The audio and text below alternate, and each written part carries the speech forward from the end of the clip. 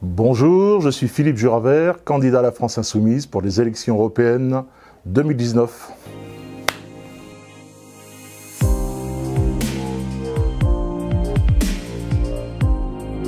Salut Philippe, alors Bonjour Flore. parle-nous un peu de toi.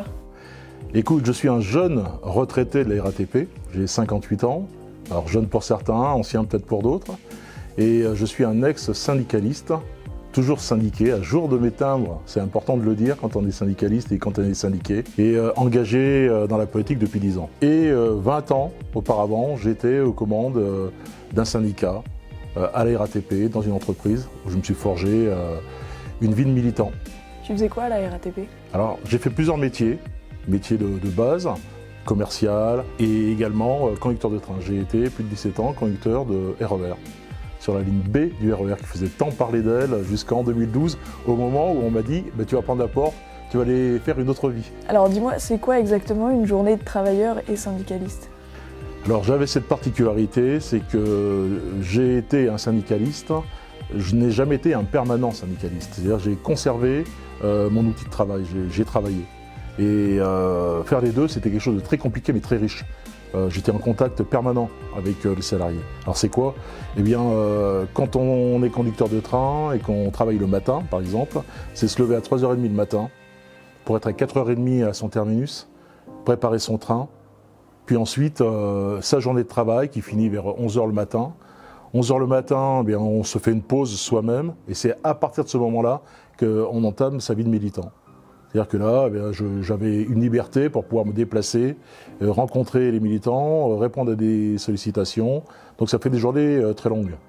Et ces journées très longues, il ne faut surtout pas oublier que soi-même, on a une vie de famille.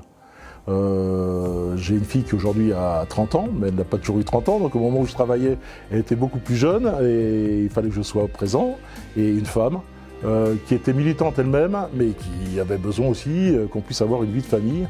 Et donc il faut arriver à composer tout cela. C'est des journées de 24 heures et ça passe très très vite. Pour arriver à être syndicaliste, quelle que soit l'entreprise, de toute façon, il faut vraiment la pêche. C'est des gens qui en veulent vraiment. C'est pour ça que j'ai un grand respect pour toutes ces unions locales et départementales où je sais que la plupart cumulent et leur travail personnel et ensuite un dévouement. Comme ça, bon, c'est un peu une passion aussi. Hein. Donc il faut vraiment avoir envie.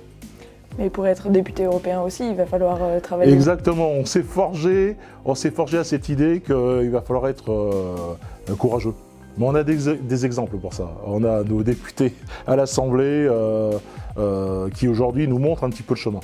Ce qui peut se perdre, c'est la vie autour de soi. C'est-à-dire qu'on peut très bien avoir un conjoint, une femme, qui puisse être lassé de ça. Et donc il faut toujours avoir ce besoin de composer et d'être respectueux aussi de la vie de famille qu'on peut avoir et conserver ces espaces. Arriver à ça, c'est le plus difficile. Y compris quand on est député européen, on donne beaucoup de soi, on nous a déjà prévenus, et il va falloir penser aussi, malgré tout, à ces espaces, à pouvoir les respecter et garder un équilibre. Mais en même temps, ça ne change pas beaucoup de ce que je fais actuellement. Quand je m'occupe dans l'espace lutte sociale, je suis parti pratiquement une journée sur deux. Donc c'est une grosse contrainte déjà. Hein. Il faut accepter de l'assumer, ça, hein, sur toute la France. Alors tu fais quoi exactement dans l'espace lutte sociale? Dans l'espace lutte sociale, on répond aux sollicitations des entreprises dans toute la France qui sont en lutte. On essaie de décerner celles qui peuvent vraiment, celles à qui on peut vraiment apporter le plus d'intérêt politique. Et à partir de là, on essaie de s'enrichir un petit peu de ces expériences, de ces luttes, et de voir comment on peut les lier d'un point de la France à un autre point de la France. Et tu es candidat pour la France Insoumise aux élections européennes de 2019. Oui. En quoi est-ce que tu penses que tu pourrais être un député européen utile? J'ai été poussé à être candidat, je dois le dire, par tous les syndicalistes que je rencontre sur la France, sur les différentes luttes. Pourquoi? Parce que j'ai été souvent un intermédiaire entre des politiques qui siégeaient déjà dans des instances. Je pense à Jean-Luc du temps où il était député européen, mais je pense aussi à Younous Omarjee aujourd'hui. J'ai été bien sollicité par eux pour des questions concrètes. Et à un moment donné, ces mêmes syndicalistes m'ont dit « Mais écoute Philippe, il serait peut-être temps que toi aussi tu franchisses ce pas et qu'on puisse casser les intermédiaires. » Et donc là actuellement, évidemment, j'ai des tas d'interlocuteurs et ça me permettrait très rapidement de pouvoir aller au cœur des sujets et d'illustrer par des exemples concrets tout ce qu'on apporte aujourd'hui au niveau des débats européens. Et ça, c'est important quand tu connais les acteurs et que tu ne sers plus d'intermédiaire, que tu peux aller directement au contact et faire vivre ces contacts. Moi, c'est en ça que je trouve une utilité. C'est-à-dire que je peux toujours continuer, je continuerai à être un intermédiaire, mais il est mieux d'être acteur et de pouvoir directement s'adresser aux personnes concernées. Ça t'a fait quoi de savoir que tu étais sur la liste de la France Insoumise? Ça amène beaucoup de responsabilités. Il y a un grand moment d'émotion.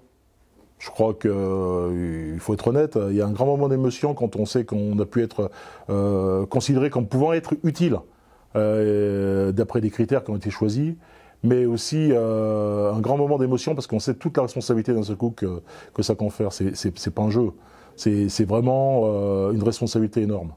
Moi, en tous les cas, je vais essayer de donner tout ce que je suis capable de pouvoir donner sur un plan social, puisque j'encadre les luttes sociales. C'est surtout ça que je vais apporter. Après, je sais bien qu'il va y avoir un dépassement de chacun pour essayer de donner autre chose dans un cadre collectif.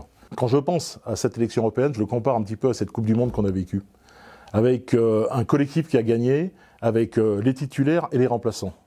Les remplaçants, ils sont très larges, hein, on voit, c'est les 70, et puis ceux qui seront élus. Bon, on va essayer de faire en sorte que ce soit le champ le plus large possible. Mais bon, on est conscient que ça va être très très très compliqué. Donc il faut vraiment que ce soit un travail collectif et que tout le collectif le ressente. D'accord, bon courage pour la campagne. Merci beaucoup, Florent. À plus tard peut-être. Merci et à bientôt à tous.